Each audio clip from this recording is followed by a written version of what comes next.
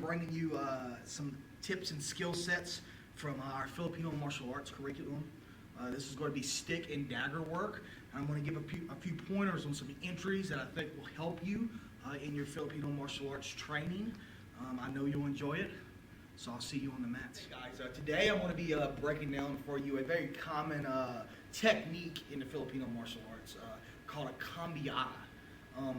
It's a kind of a funny story. I started working cambiada probably the second or third month that I started my Filipino martial arts training over 20 years ago. And it was one of those techniques where every time I would spar it, I never could get it in sparring. Although it looked great and it set a lot of cool things up, I could never land it or pull it off in sparring. And many of you know that I'm a very big advocate of sparring, of pressure testing everything.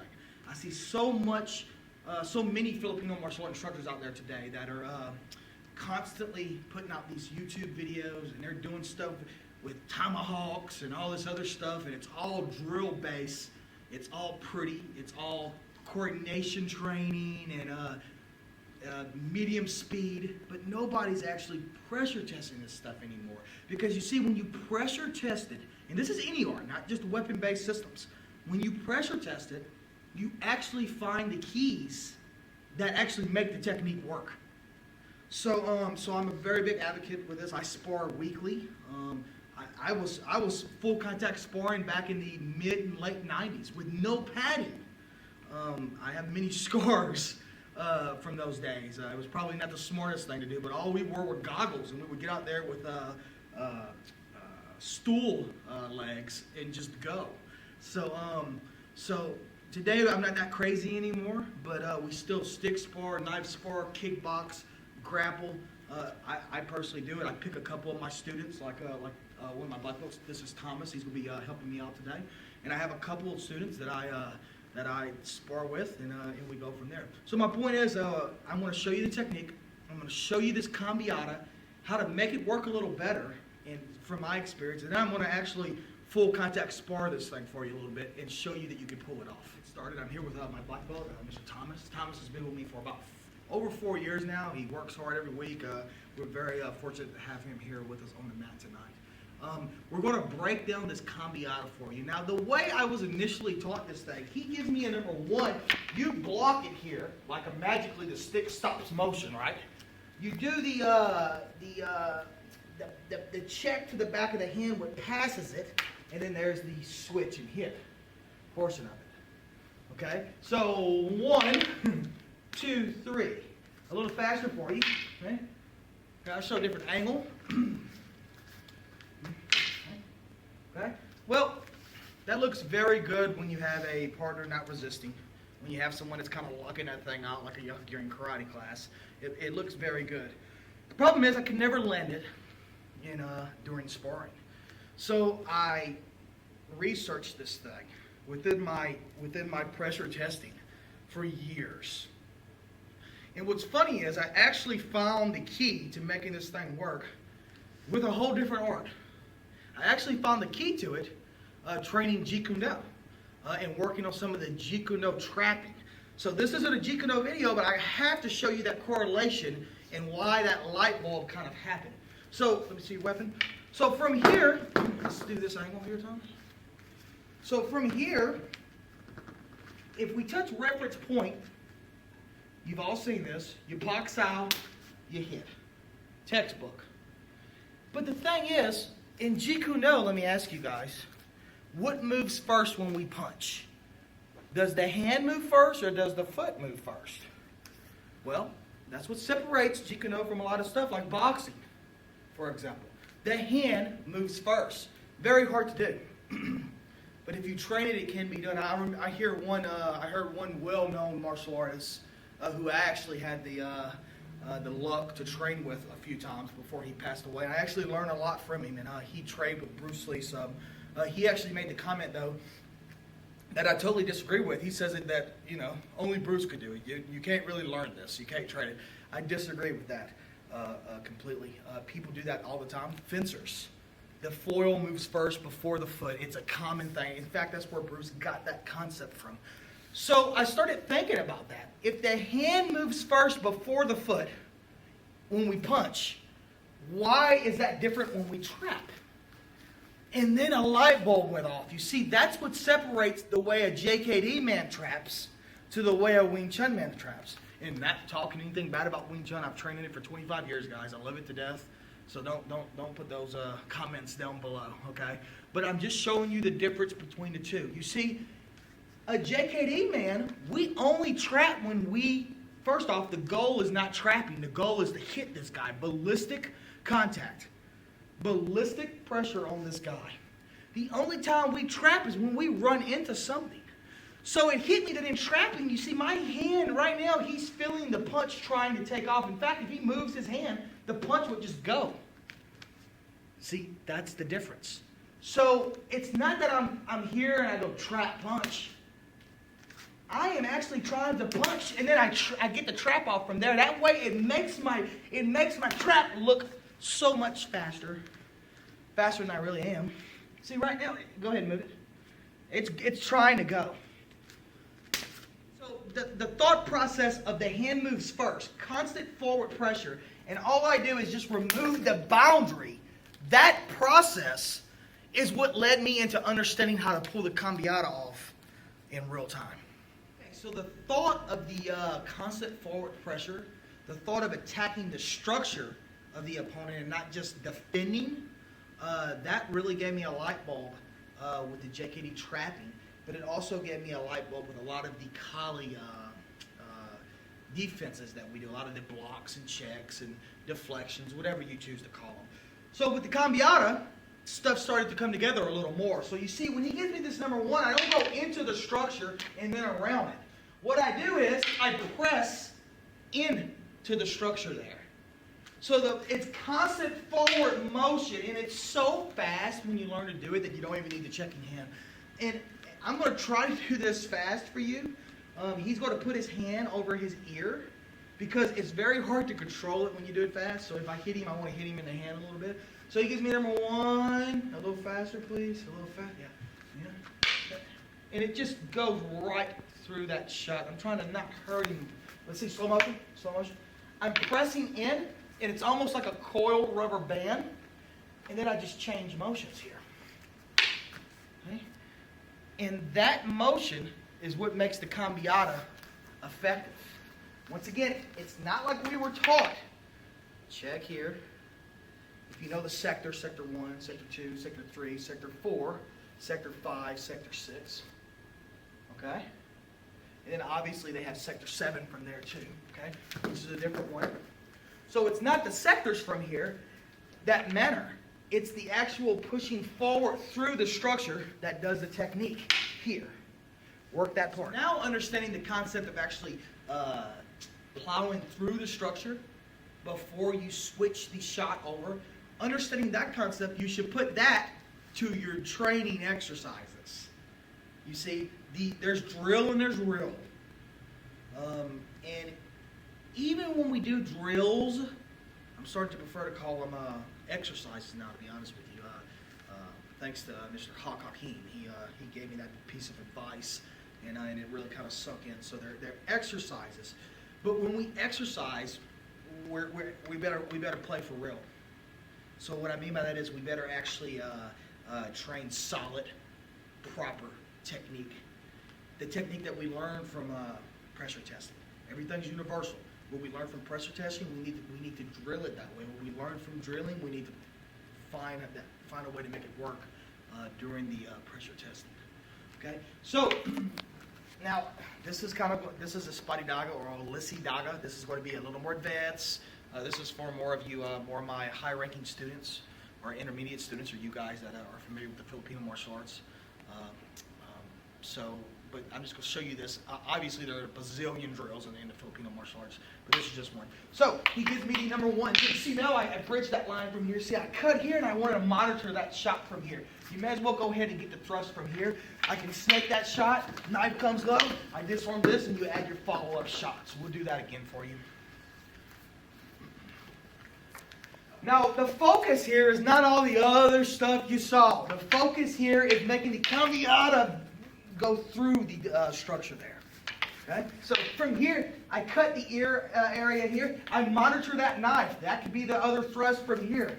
I snake this arm. I hit from here. That could be the cut from here, and then you can just take right down if you want to. Okay? One more time, a little faster speed. Let's show this thing one more time.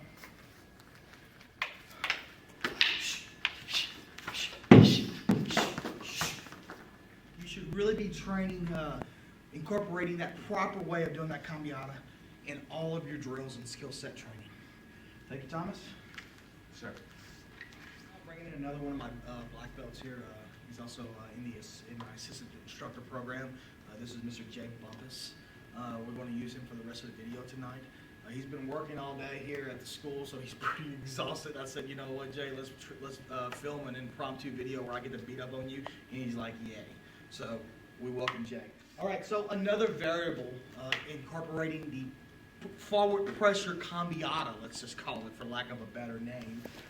If he gives me a number 1, I can crash that line from here, and there's my shot. Now before we went on a high line and we monitored.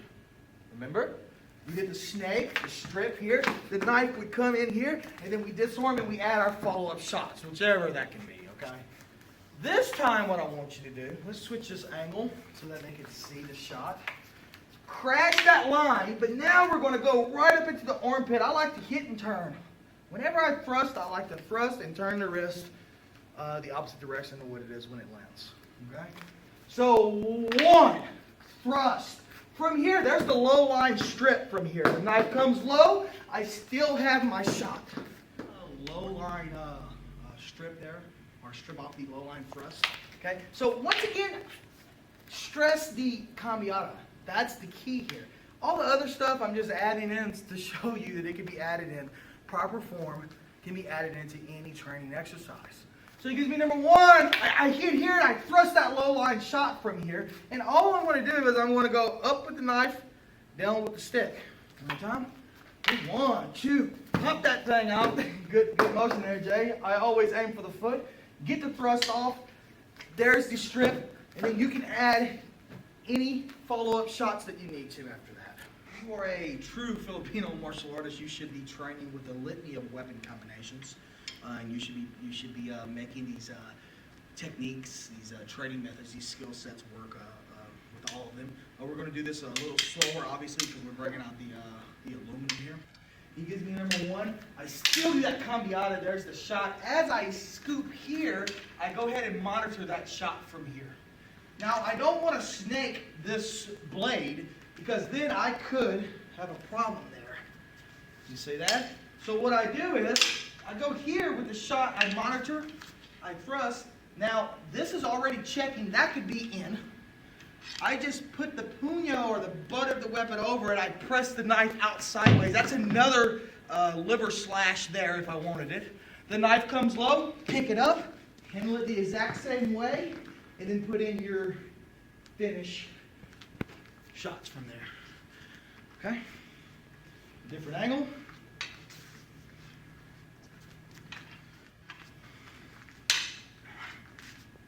That could be the throat shot, see? Now as I go here, I could cut with this here. That's another thrust from there. I'm already picking the knife angle off. Once he does it, that shot's here. That's for the thrust from here. Pick it up here, and then you can do any follow-up that you want to do. I'm not giving you very much of this today. The whole point of this tips and skill sets on the mat was to let you work and see how the cambiata could be very effective if you're training it properly. But I'm giving you a couple fun little exercises to put into it. The next one was the low line thrust to the quick eject. Okay, so he gives me the number 1. I plow that line into the shot from here. There's the armpit shot that I turn. Okay, that's where ischemia comes into play from there. From here, I eject as I clearing line that shot down. You see, the knife comes in. There's the turn. There's the quick eject, and there's my follow-up shots from there. At a little quicker speed here. Okay.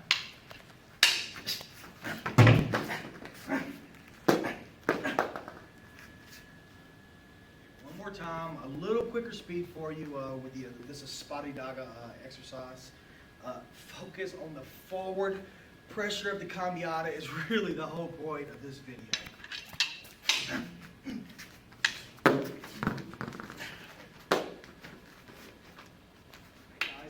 pressure test this cambiata real quick. I put some padding on Mr. J. I am not going to wear anything but some shooting protection eyewear today. So I used to do this weekly, actually, for many, many years, since like I said, since the mid to late 90s. My body started not allowing it to be done as much, but I did want to get some full contact here for you tonight. So we'll see how it works out.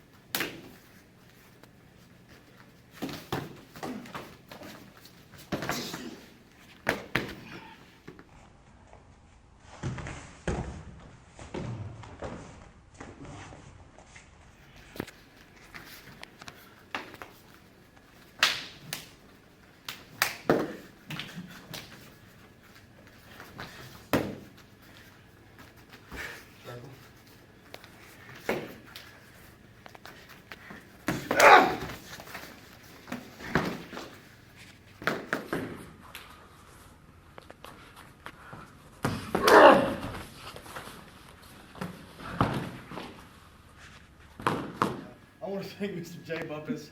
You guys don't know those little cuts you just got off of that, how much sparring we actually did to get some good shots for you guys.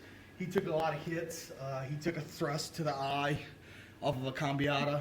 He took a headshot that got through the padding. So this guy's a trooper. He's been with me for going on 4.5 years, going on 5 years. So he's in my instructor program. So I want to really just give him praise and thanks right now for helping us get this type of training to you. So thank you, Mr. Bumpus. I hope you got a lot from it, guys. Work the cambiata with the forward pressure and things will start changing. Work everything with forward pressure and things will start changing a little bit for you, especially when you apply it real time. Once again, pressure test everything. Get out of the world of theory, guys, and into the world of what works for you, into the world of practicality. And the only way to do that is to put it to the test. Spar daily. You instructors, get out there and spar with your students. I'm not saying beat them up. Pick a handful of students that are your intermediate or high-ranked students that need that next level and spar, because let me tell you something, it's not going to only make them better, but it's going to make you a better instructor, and it's going to make them relate to you even better. So this is Guro Billy Brown. I'll see you on the mat. Hey guys, welcome to On the Mat. Guro Billy Brown here. Today we're going to bring you another segment. That's hey good. Guys, Guro Billy Brown here. Welcome to another segment of On the Mat. Today I'm going to bring you, in this segment, we're going to bring you another skills. Let's start over, please. Guro Billy Brown here. Sorry, I'm just super enthusiastic. Welcome to another segment of On the Mat. Guro Billy Brown here with you today. Oh my Lord! What was that noise? That was go. That is your go signal. It's been the go signal. It doesn't beat. Here I am with Mr. Thomas McNitch. Why would you go for the last name? I would have just left it alone completely. I can just be Thomas. That damn name gets me McNitch.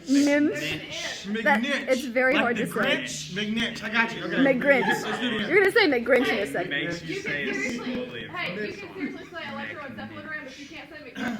It makes you Seriously? sound it out. All right, started. I'm here with Mr. Thomas McNitz. Shit. You went for it again.